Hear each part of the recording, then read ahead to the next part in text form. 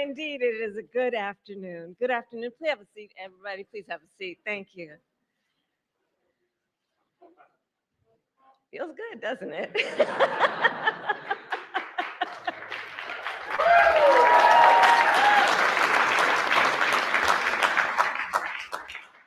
President Biden, President Obama, members of Congress, and my fellow Americans. On March 23rd, 2010, the Affordable Care Act was signed into law.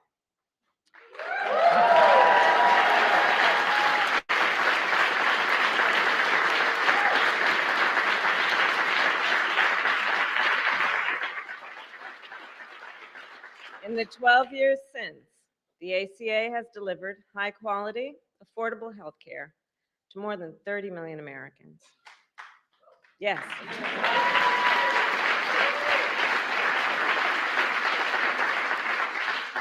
And those Americans are working parents and young children, college students, and older Americans, millions of people who had never been able to afford coverage before, or who had been denied coverage altogether, often because of a category of denial called pre-existing conditions.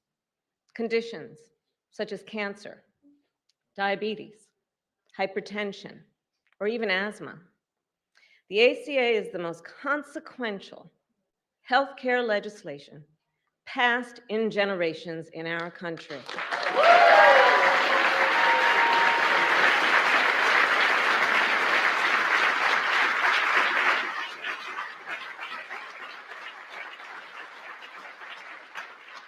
And it is something more.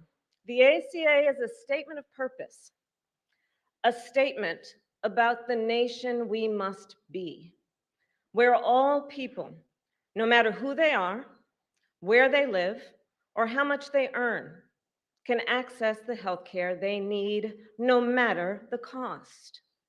You know, when I served as Attorney General of California, it was that purpose that led our office and 10 other state attorneys general to submit a brief to the United States Supreme Court in defense of the ACA, and it is that purpose that brings us all together today, to continue to expand affordable health care and its coverage to families across our nation, and to call on Congress to take action, to pass legislation that simply allows Medicare to directly negotiate prescription drug prices with pharmaceutical companies.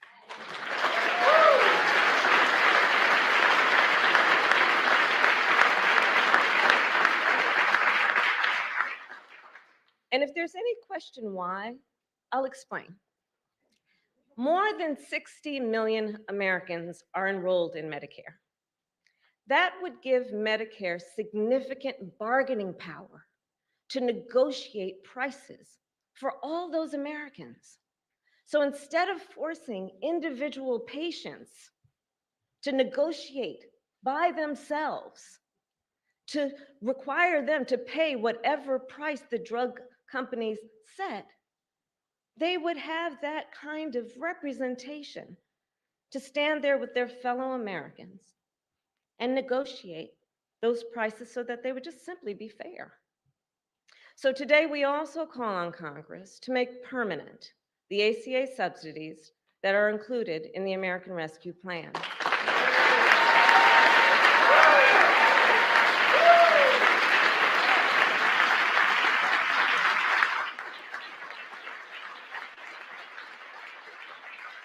Subsidies that are currently lowering insurance premiums for millions of Americans, and which are set to expire in December. And more must be done.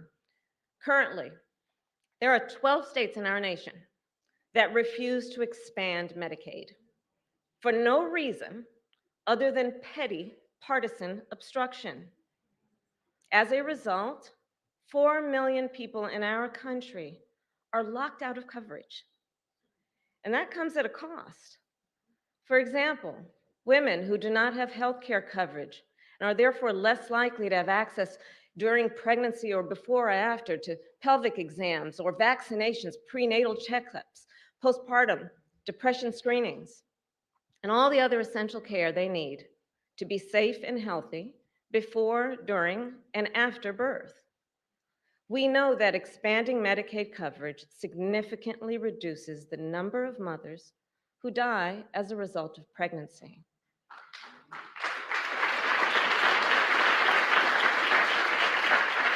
So the sooner coverage is expanded in those 12 states, the more lives we will save. Protecting the health and well-being of the people of our nation should not be a partisan issue. Every person in our nation should be able to access and afford the health care they need to thrive, not as a privilege, but as a right. And that is why our administration will continue to use every tool at our disposal to strengthen the ACA. And with that,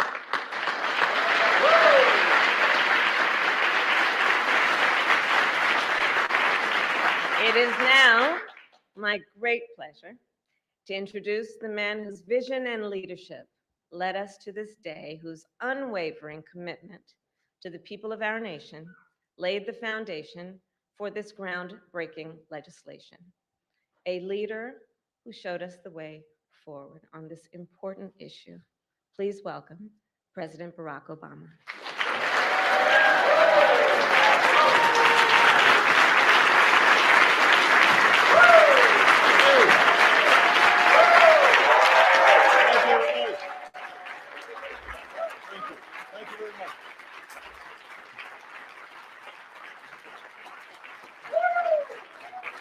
Thank you, everybody. Have a seat. Have a seat. Thank you. Vice President Biden, Vice President. That was a joke.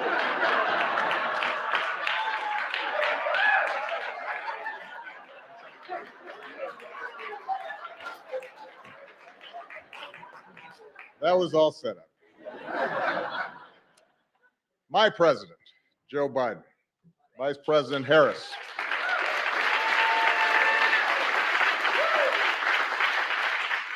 Our dear friend, Madam Speaker, Nancy Pelosi. All the members of Congress who are in attendance today, the members of Cabinet. It is good to be back in the White House. It's been a while. I confess, I heard some changes have been made by the current president since I was last here. Apparently, Secret Service agents have to wear aviator glasses now. The Navy mess has been replaced by a Baskin Robbins. And there's a cat running around, which I guarantee you Bo and Sonny would have been very unhappy about. But coming back, even if I have to wear a tie, which I very rarely do these days, gives me a chance to visit with some of the incredible people who serve this White House and who serve this country every single day. A lot of times out of the limelight. They make this government function, and they help people in ways big and small. And from the outside, sometimes people don't understand just how grueling this is and how many sacrifices people make. Because those of us who are in front of the cameras oftentimes get the credit. But it's a lot of people who are devoted day in, day out to making this country better that matter. And a lot of them are represented here. And that's not just in the West Wing, by the way. It's also in the residence. There were a lot of people who looked after our families that I will always be grateful to. So it's wonderful to be back to say thank you to all of you. But most of all, coming back here gives me a chance to say thank you and spend some time with an extraordinary friend and partner who was by my side for 8 years. And Joe Biden and I did a lot together.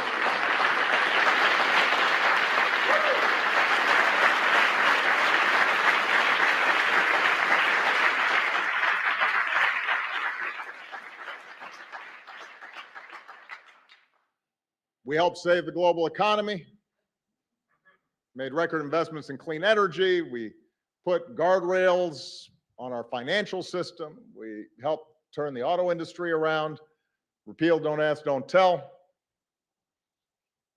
But nothing made me prouder than providing better health care and more protections to millions of people across this country.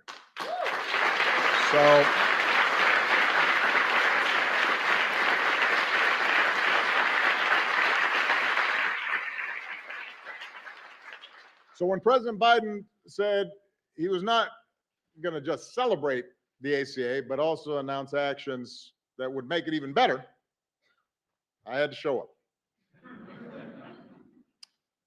I think it's been well documented just how difficult it was to pass the ACA.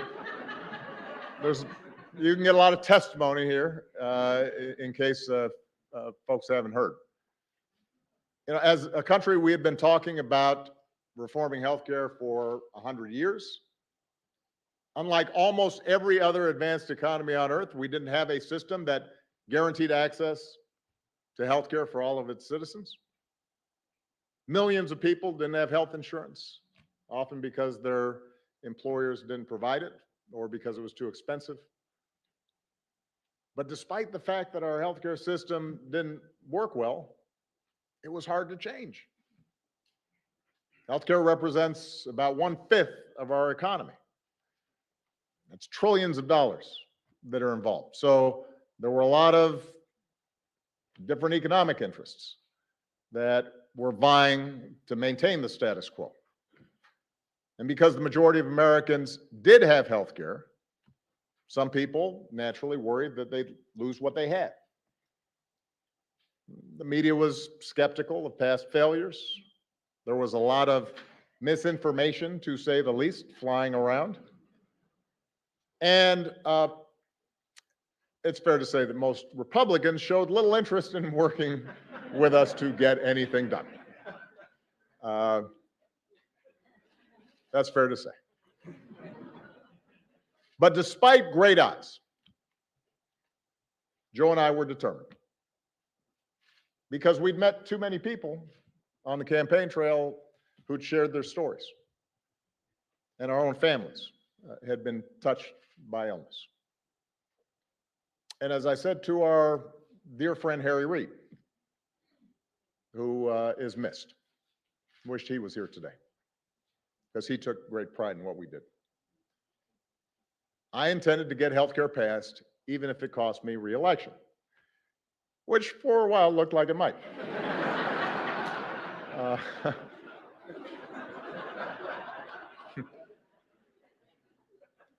But for all of us, for Joe, for Harry, for Nancy Pelosi, for others, the ACA was an example of why you run for office in the first place, why all of you sign up for doing jobs that pay you less than you could make someplace else, why you're away from home sometimes and you miss some soccer practices or some dance recitals. Because we're not supposed to do this just to occupy a seat or to hang on to power. But we're supposed to do this because it's making a difference in the lives of the people who sent us here. And because of so many people, including a lot of people who are here today, made enormous sacrifices. Because members of Congress took courageous votes, including some who knew that their vote would likely cost them their seat. Because of the incredible leadership of Nancy and Harry, we got the ACA across the finish line together.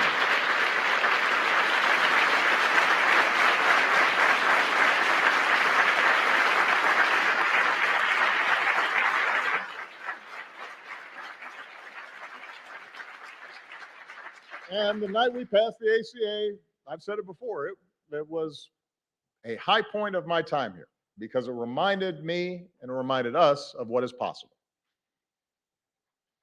But, of course, our work was not finished. Republicans tried to repeal what we had done again and again and again. And they filed lawsuits that went all the way to the Supreme Court 3 times. I see Don Morelli here who had to defend a couple of them.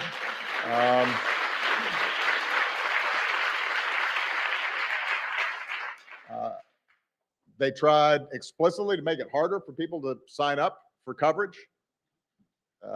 And let's face it, it didn't help that when we first rolled out the ACA, the website didn't work. That was not one of my happiest moments. So given all the noise and the controversy and the skepticism, it took a while for the American people to understand what we had done. But lo and behold, a little later than I'd expected, a lot of folks, including many who had initially opposed healthcare reform, came around. And today, the ACA hasn't just survived, it's pretty darn popular. And the reason is because it's done what it was supposed to do. It's made a difference. First 20 million, and now 30 million people have gotten covered thanks to the ACA.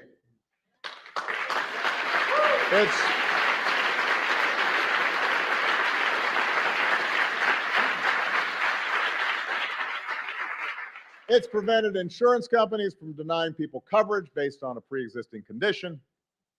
It's lowered prescription drug costs for 12 million seniors. It's allowed young people to stay on their parents' plan until they're 26. It's eliminated lifetime limits on benefits that often put people in a jam. So we are incredibly proud of that work.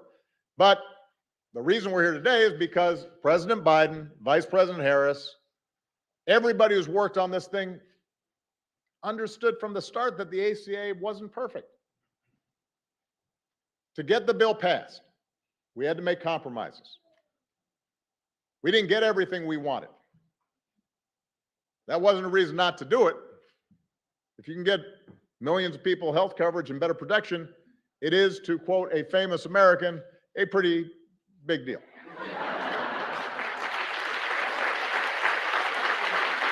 That's what it is.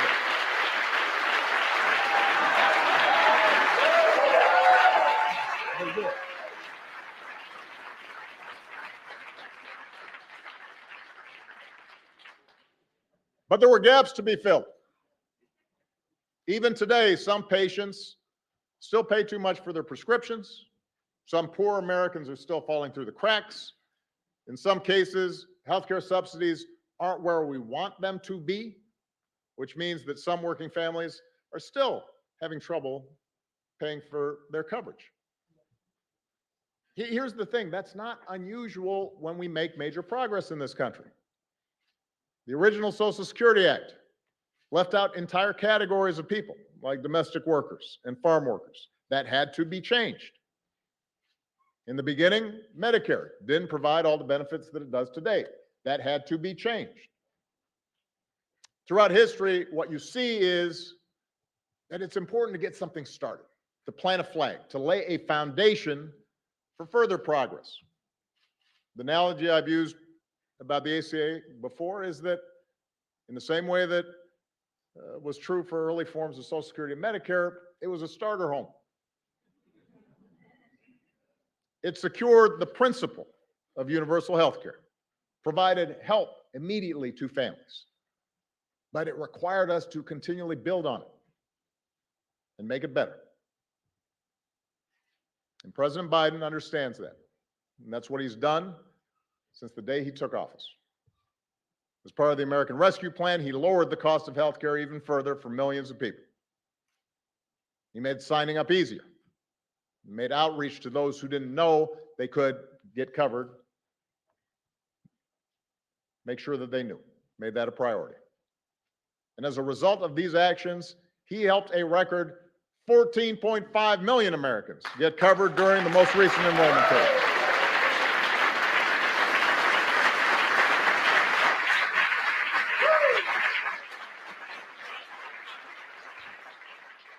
That, ladies and gentlemen, is what happens when you have an administration that's committed to making a program work.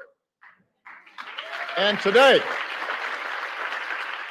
the Biden-Harris administration is going even further by moving to fix a glitch in the regulations that will lower premiums for nearly 1 million people who need it and allow 200,000 more uninsured Americans get access to coverage.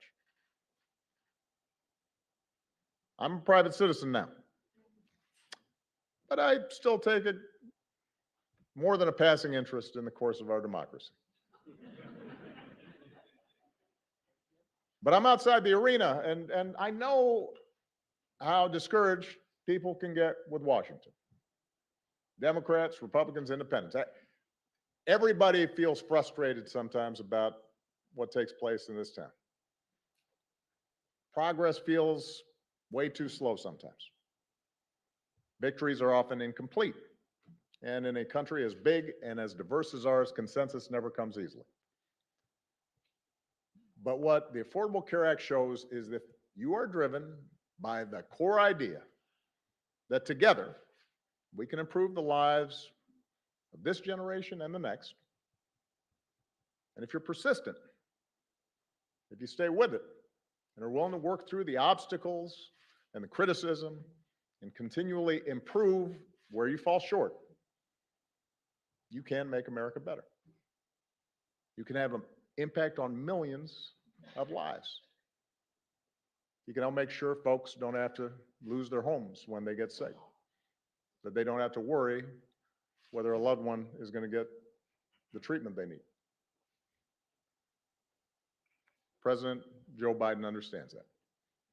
He has dedicated his life to the proposition that there's something worthy about public service and that the reason to run for office is for days like today. So I could not be more honored to be here with him as he writes the next chapter in our story of progress. I'm grateful for all the people who've been involved in continuing to make the ACA everything it can be, and it is now my great privilege to introduce the 46th President of the United States, Joe Biden.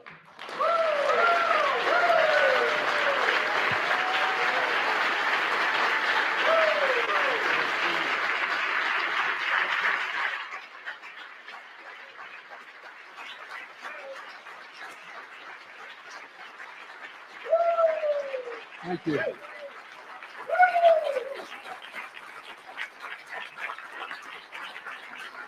Thank you, thank you, thank you. Please, thank you. Thank you.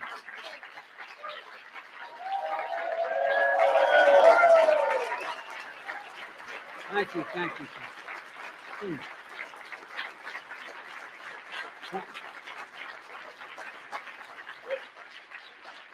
Please. Thank you.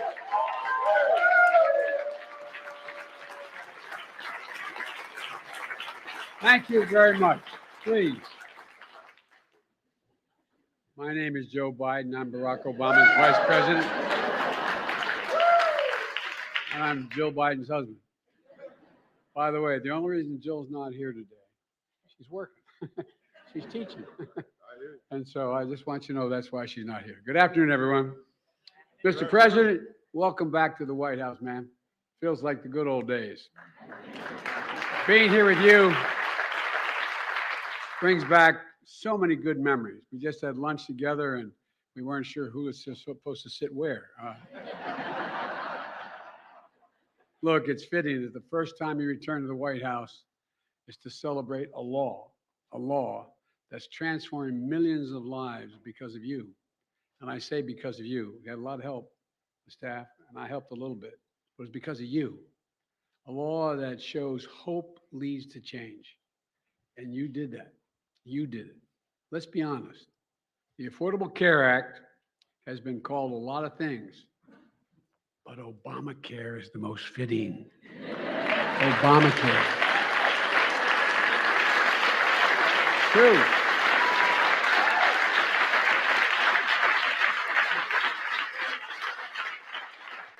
I can tell you all how much Barack Obama cared about getting this done.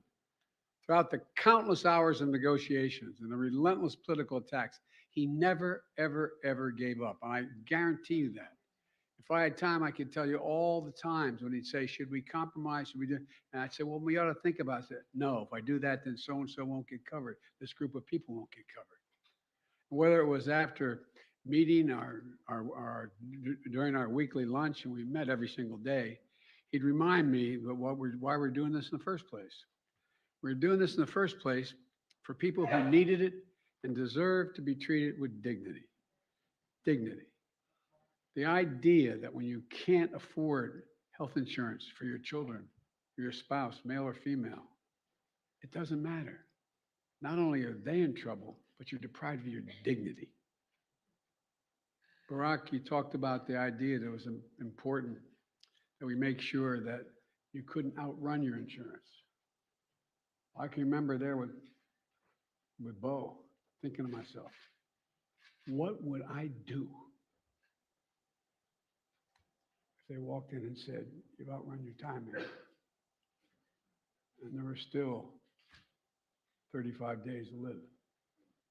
The things that change people's lives. We both understood the Affordable Care Act wasn't about a single president or the presidency. It was about the countless Americans lying in bed at night, staring at the ceiling, wondering, my God, what if I get really sick? What am I going to do? What is my family going to do? Will I lose the house? Discussions we had in my house with my dad when he lost his health insurance. Who's going to pay for it? Who's going to take care of my family? You know, in America, healthcare, as we all three said, will have now said, healthcare should be a right, not a privilege. And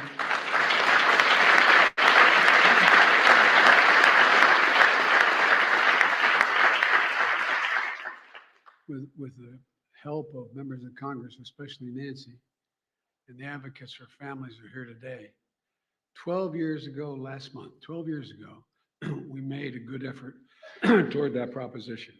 And it should be a right. And Barack, when you signed the Affordable Care Act into law, it became the most consequential piece of health insurance, most consequential piece of legislation, in my view, since the creation of Medicare and Medicaid in 1965. It made a difference in people's lives every day.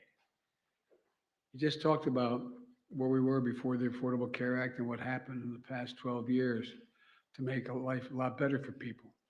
Well, I'd like to talk about where we go from here, because we knew back then, as Barack, as the president said, we knew that we had to keep strengthening this legislation. Look, that's why I ran for president, and I promised to protect and build upon the Affordable Care Act. As soon as I entered office, that's exactly what Kamala and I did, and what our administration and the Democrats in Congress here today did. We passed the landmark American Rescue Plan, which not only helped us in COVID-19 get it under control and our economy back on track, it got millions more people insured under the Affordable Care Act. It made it easier for people to sign up for coverage in the middle of a pandemic. It opened to special enrollment people and gave millions and millions of Americans more time to enroll. It quadrupled the number of navigators out there in the communities, helping people to sign up for coverage, because it's confusing to people.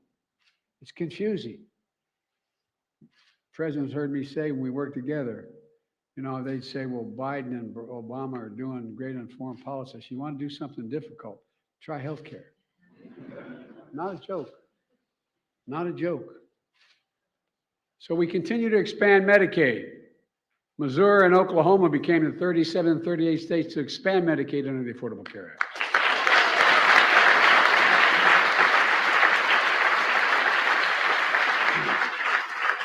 And as been mentioned, over 31 million people now have health insurance through the Affordable Care Act. 4 out of 5 Americans can find quality coverage for under $10 a month. The average family is saving $2,400 a year on their premiums. That's $200 every single month. available for other needs in their lives, from gas to groceries to other basic necessities. The bottom line is this: the Affordable Care Act is stronger now than it has ever been. And today,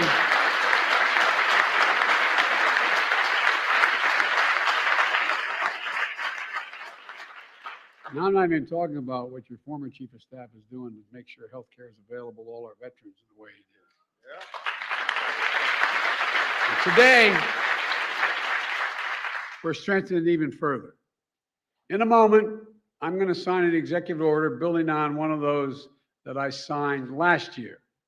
It directs federal agencies to continue doing everything in their power to expand quality and affordable health care coverage, making it easier for people to enroll in and keep their coverage, helping people better understand their coverage options, and to be able to pick the best option for that family, taking steps to strengthen benefits, lower costs, and expand eligibility, protecting Americans from low-quality coverage that can lead to a mountain of medical debt. And folks, and separately, it's time to fix what we refer to as the family glitch. Now, the family glitch, everybody in this room probably knows what it is. But it's a common issue facing 5 million Americans who can't get financial help to get coverage under the Affordable Care Act. Here's the problem. Under the current rules, a working mom is told, as long as she can afford employer-based coverage for herself, she can't qualify for premium subsidies to afford coverage for her family. Cover her, but not her family. We're working to change that. Once today's proposed rule is finalized, starting next year, working families in America will get the help they need to afford full family coverage. Everyone in the family.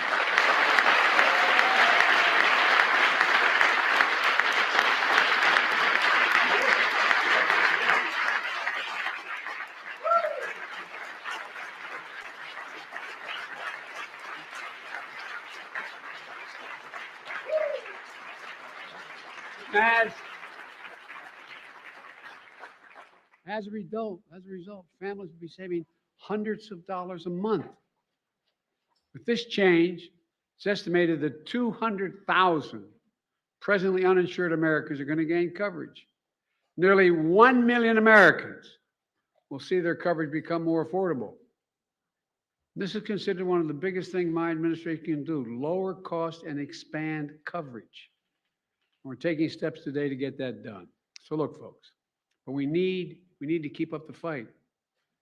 Our Republican colleagues, as they say in Southern Delaware, haven't changed a whole hell of a lot. Good folks, but haven't changed a lot.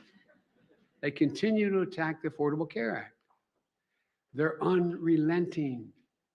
They haven't stopped, Mr. President, since you signed the law. They haven't stopped for 1 second.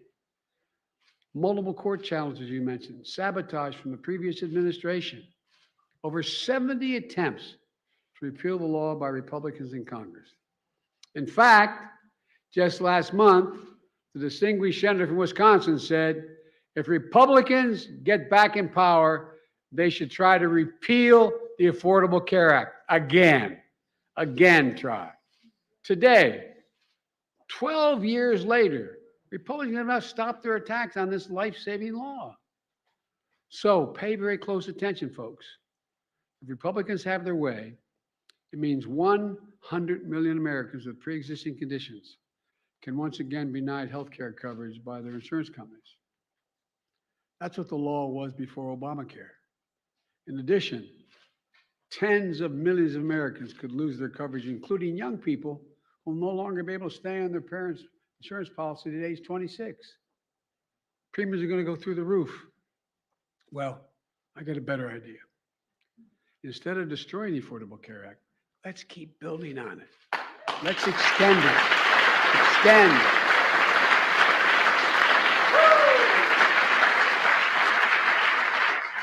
And because of all the folks in this room, members of Congress, the American Rescue Plan subsidizes that are lowering premiums, and extending coverage.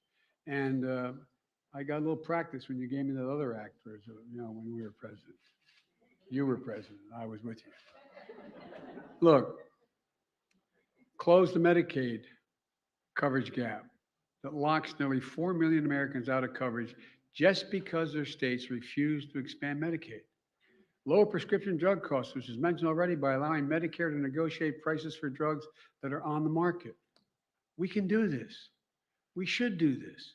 We have to do this. But let me close with this. 12 years ago, at a bill signing the Affordable Care Act, President Obama said, quote, "We're a nation that does what is hard, what is necessary, and what is right." That's exactly what he did. Exactly what he did.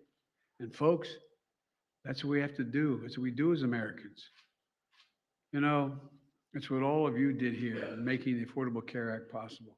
I really mean it. We just got to keep it going and keep building on it. We need to keep the faith.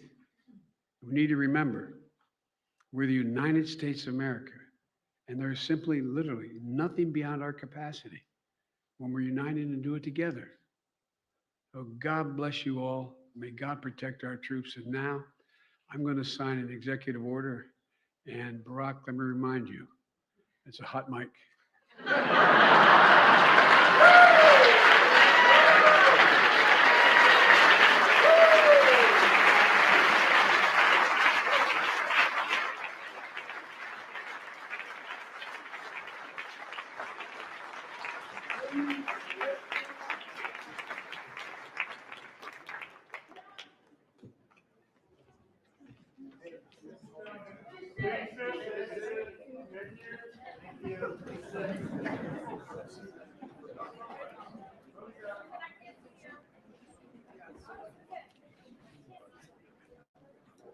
See everybody?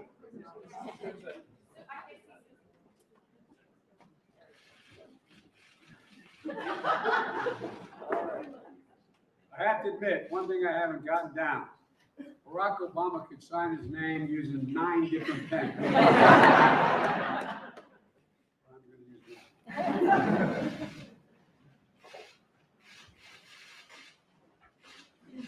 There you go.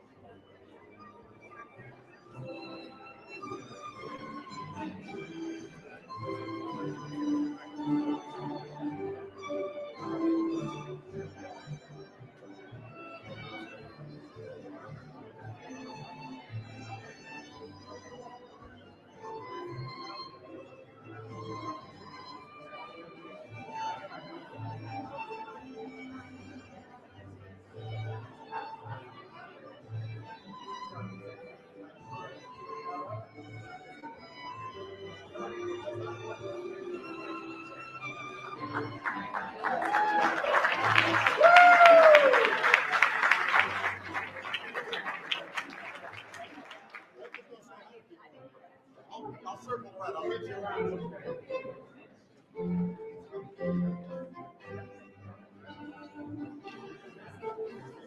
We even have outer space here.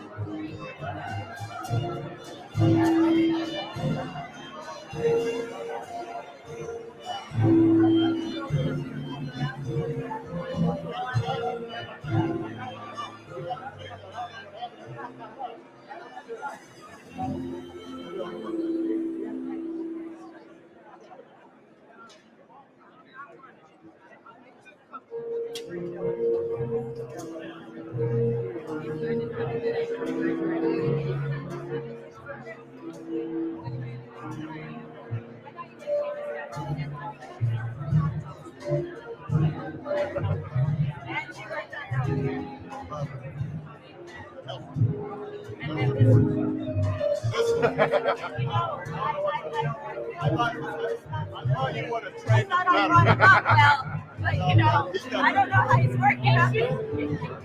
And you know. What do you say to Democrats worried about the midterm? What do you tell Democrats worried about the midterm? We got a story to tell, just got to tell it. Does what's happening in Ukraine make you rethink your decision, Mr. President?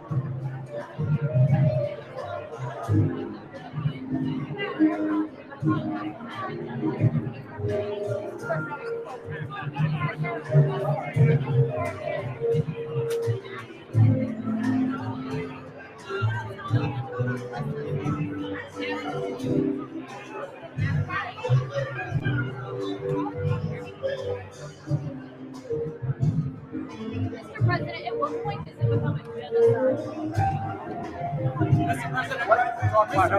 What do you say to Democrats worried about the midterm, sir?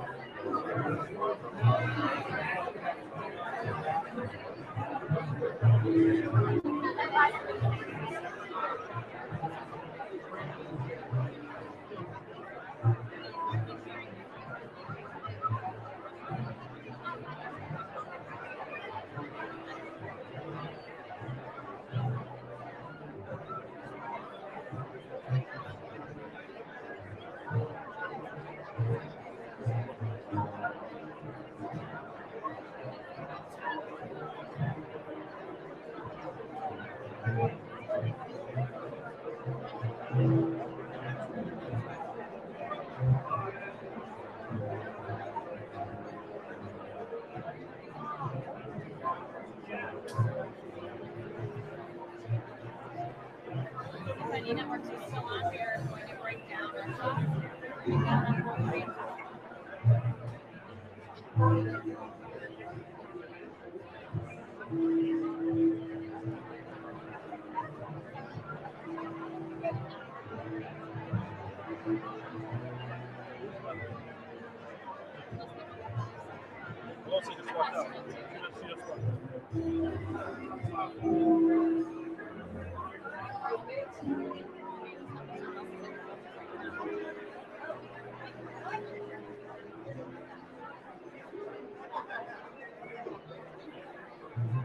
Yeah, I think we can break down. We can.